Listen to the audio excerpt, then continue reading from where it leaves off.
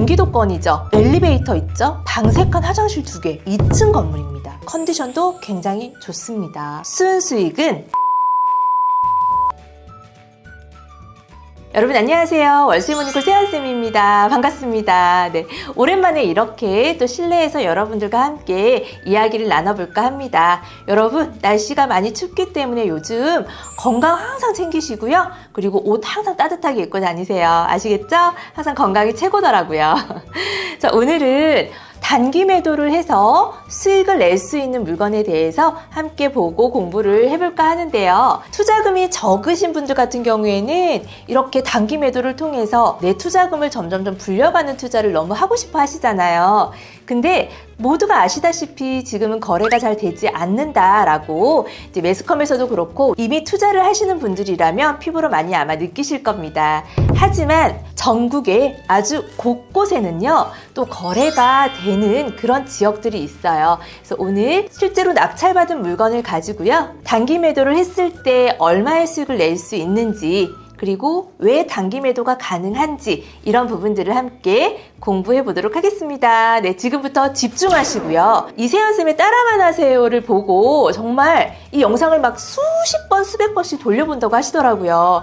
그래서 실제로 낙찰을 받고 수익을 내시는 분들이 점점 늘고 있습니다. 그래서 저도 굉장히 보람된 나날들을 보내고 있습니다. 너무너무 감사합니다. 사랑하는 소행님들 힘내세요. 항상 꾸준하게 화이팅 하시면 됩니다. 물건 먼저 볼까요?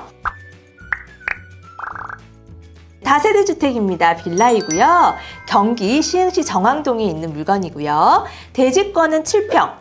건물 면적은 17평이에요. 다세대 주택 빌라의 경우에는 여러분들이 너무 사이즈가 작은 물건을 선택을 하셨을 때 소액으로 투자는 가능할지 몰라도 나중 매도가 굉장히 힘들 수 있어요. 그래서 저는 항상 빌라는 방 3칸, 네, 방 3칸짜리를 추천합니다. 빌라인데 17평이면 면적이 굉장히 넓죠. 감정가는 1억 3,400만 원이고요. 한 번 유찰이 되었어요. 그래서 9,380만 원의 최저가입니다. 건물의 외관인데요. 깔끔합니다. 1층은 이렇게 상가로 되어 있는 상가 주택이고요. 와, 공용 현관문이요. 너무너무 럭셔리하고 고급스러워 보여요. 우편함도 잘 되어 있고요.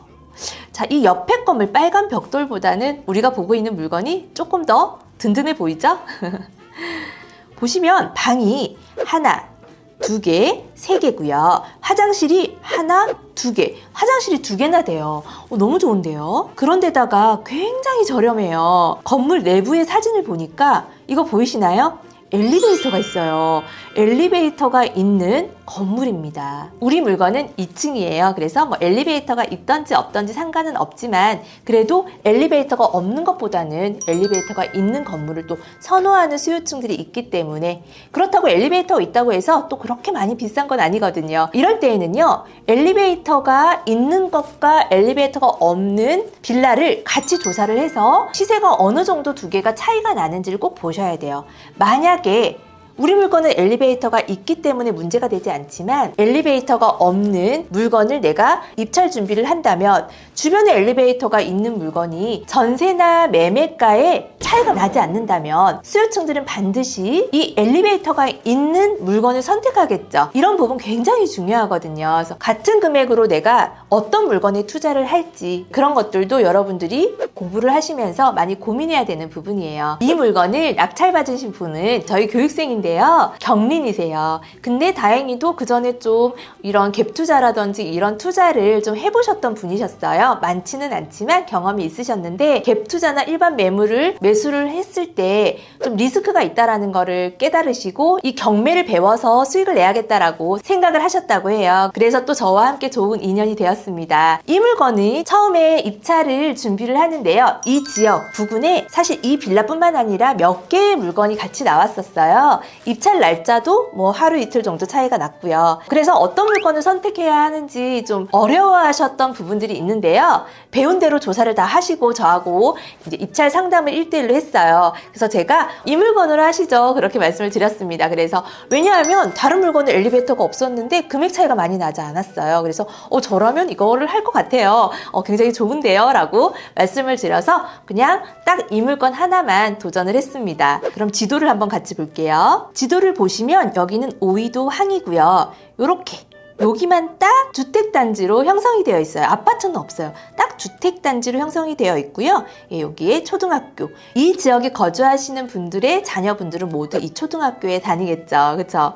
자, 근데 여기가 너무너무 재밌는 게 여기 보시면 산업단지가 굉장히 크게 형성이 되어 있습니다. 반월 산단까지 해서 굉장히 산업단지가 크게 형성이 되어 있고요. 아파트 단지는 이렇게 형성이 되어 있습니다. 여기 아파트 단지들도 뭐 시세가 그렇게 높은 편은 아니에요. 좀 저평가되어 있는 곳입니다. 이런 곳들이 어떻게 보면은 여러분들 많이 오르지 않기 때문에 많이 떨어지지도 않아요. 그래서 좀 안전하게 소액을 가지고 있으신 분들은 투자하기 좋은 지역이라고 말씀을 드리고 싶어요. 근데 여기에 거주하시는 분들은 좀 외국인들이 많으세요. 물론 이 산단에 근무하시는 분들이겠죠. 예, 그래서 이 아파트보다는 여기 주택단지에 많이 거주를 하신다고 합니다. 그래서 수요층은 외국인들과 또는 저소득층의 그런 수요층들이 여기에 많이 거주를 하는 것을 원하고 굉장히 안정적이었어요. 시세 조사를 하면서 내 물건의 뭐 매매가나 전세가 이런 부분들을 알아내고 확인하고 다른 물건들과 계속 비교하면서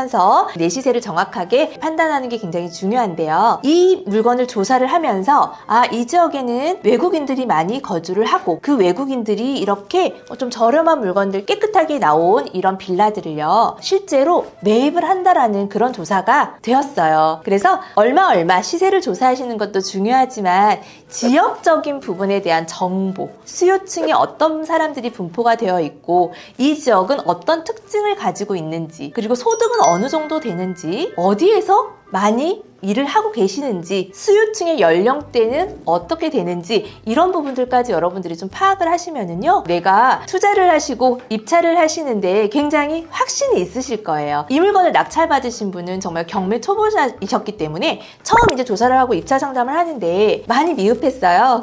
그래서 제가 이제 2차, 3차 이렇게 입찰 상담을 통해서 완벽하게 조사를 할 수 있도록 제가 또 피드백도 드리고 이런 부분 확인하세요 라고 많이 조언을 해드렸습니다. 근데 너무 성실하게 잘 해오셨어요. 그래서 확신을 가지고 이 물건에 도전을 하는데 이 물건 낙찰받으신 분이 사실 다주택자셨어요. 낙찰을 받을 당시에는 이 지역이 규제 지역이었기 때문에 대출이 어차피 되지 않았거든요. 그래서 법인을 내서 이 법인으로 입찰에 들어갔습니다. 공주가가 1억 이하였기 때문에 어차피 취등록세는 1.1%였거든요. 그래서 이 물건은 단기 매도를 하겠다라고 하는 그 목표를 가지고 도전을 했던 물건이죠. 너무 잘하셨죠? 그러면 얼마에 낙찰을 받고 어떻게 수익을 냈는지 한번 저하고 살펴볼게요.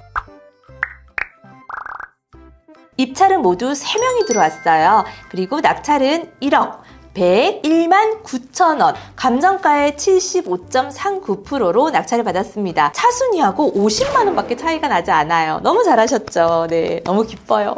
권리 분석을 보면 저는 초보자분들한테 너무 권리 분석이 어렵고 복잡한 것들은 좀 피하시라고 해요. 왜냐하면 내가 당장 지금 할 수 있는 거 여기에 집중을 하셔도 사실 공부하랴 처음 한 것도 시도하랴 어려운 부분들이 많을 텐데 또 권리 분석까지 복잡하고 인수하는 금액이 있고 하면은 너무너무 힘들어 하시는 부분들이 좀 있어요. 그런 물건들은요 내가 대항력이 없고 권리 분석에 아무 문제가 없는 이런 물건들을 여러 건 낙찰을 받으면 자연스럽게 그런 물건을 접하게 되고요. 여러분들 너무 처음부터 권리 분석에 집중하지 않으셔도 돼요. 정말입니다. 그래서 이 물건 같은 경우에는 임차인 현황을 보면은 임차인이 없어요. 임차인이 없기 때문에 보증금을 인수하니 안 하니 이런 권리 분석을 할 필요가 전혀 없죠. 맞죠? 권리 분석은 임차인이 있는 경우에 그 임차인의 보증금을 낙찰을 받은 내가 인수를 해서 물어줘야 되는지 안 물어줘도 되는지 그런 것들을 따지는 거거든요. 소유자가 있기 때문에 전혀 신경 쓰지 않으셔도 되고요. 건물 등기에는 가처분, 위험한 가처분이 있는지 왜냐하면 근저당 설정이 되어 있는 농협은행인 것 같아요. 농협은행 말소기준 등기이죠. 이 말소기준 등기 이후에 모든 권리들은 소멸이 돼요. 이 낙찰자한테 인수되는 거는 어떠한 권리도 없지만 임차인이 있는 경우에 이 보증금을 인수하느냐 인수하지 않느냐 그 부분만 우리가 따져보면 됩니다. 세금이라든지 가압류 걸려있는 거라든지 이런 것들을 낙찰자가 인수하고 물어내는 일은 절대 없어요. 하지만 이 말소 기준 등기 이후에 소멸이라고 되어 있기는 한데 가처분, 권리 종류의 가처분이라는 게 있으면 나중에 우리가 낙찰을 받고 본소송으로 들어갔을 때 나의 권리를 빼앗길 수 있기 때문에 가처분이 있는지만 조심하시면 됩니다. 그러면 초보자들은 어떻게? 가처분이 있는 거는 피하자. 물론 위험한 가처분과 위험하지 않은 가처분이 있지만 초보자분들은 그런 거조차도 너무 무섭잖아요. 이게 과연 괜찮은 걸까? 위험하지 않을까? 이런 여러 가지 복잡한 생각들 때문에 또 도전하지 못하거든요. 그냥 없는 걸로 하자. 이세연쌤의 조언입니다. 네, 이 물건은 뭐가 하나 빠질 게 없어요. 근데 매매가가 1억 3천? 와, 너무 저렴하죠. 예, 지방의 아파트 정도 한다고 보시면 될 것 같고요. 이 주변의 아파트들은 24평형 정도 되는 게요. 2억 후반대, 3억 초반까지도 가거든요. 거기에 비하면 너무너무 저렴하다. 서울의 빌라랑은 비교를 하시면 절대 안 되죠. 또 지역마다 그 물건 가치에 따른 시세가 형성되어 있기 때문에 서두에서도 제가 말씀드렸지만 이런 물건은 시세가 잘 오르지 않아요. 하지만 잘 오르지 않은 만큼 잘 떨어지지도 않는다.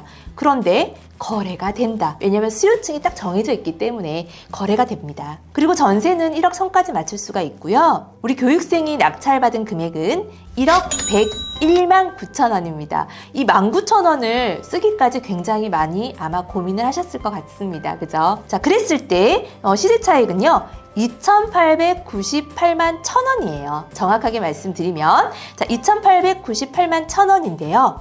법인으로 낙찰을 받았다고 말씀을 드렸어요. 법인으로 낙찰받은 물건은 오늘 내가 잔금을 치르고 소유권 이전을 하고 내일 팔더라도 양도세가요 30%밖에 되지 않거든요. 정확하게 말하면 양도세가 아니라 특별부가세 20%에 법인세 10%의 모든 비용을 처리하고 나서죠. 그래서 30% 정도 그냥 넉넉하게 세금 넉넉하게 그냥 총 시세 차익에서 30% 정도 계산을 했을 때 870만 원이라고 하는 세금을 내야 돼요.